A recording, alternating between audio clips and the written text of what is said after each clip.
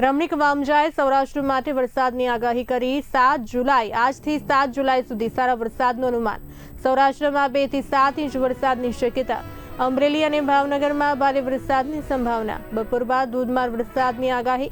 વાવણી લાયક વરસાદથી ખેડૂતોમાં ખુશી। જુલાઈમાં અતિવૃષ્ટિ, ઓગસ્ટમાં સારા વરસાદનો અંદાજ। ભાદરવામાં ગાજવીજ સાથે વરસાદની શક્યતા। નવરાત્રી દરમિયાન પણ વરસાદ વરસી શકે તેવી આગાહી।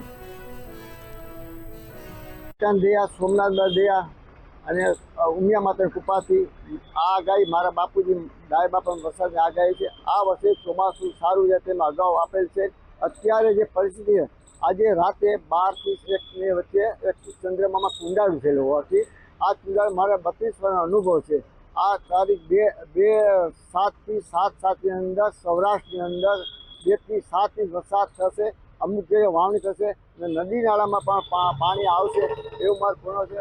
અને આ સૌરાષ્ટ્રની અંદર સમગ્ર સૌરાષ્ટ્રમાં વરસાદ થશે। આ વર્ષે 55 થી 60 વરસાદ થશે। કોઈ પણ ખેડૂત ચિંતા છે।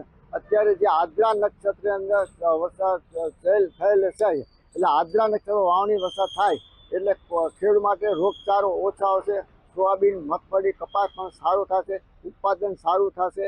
અને ભાદરવા મહિનાની અંદર વૈદની અંદર આદ્રા નક્ષત્રમાં તોફાની વરસાદ થશે અને નોરતામાં પણ વરસાદ થશે। આ વરસાદ સમગ્ર સૌરાષ્ટ્રમાં સારો વરસાદ તેવું મારું પૂર્ણ અનુમાન છે।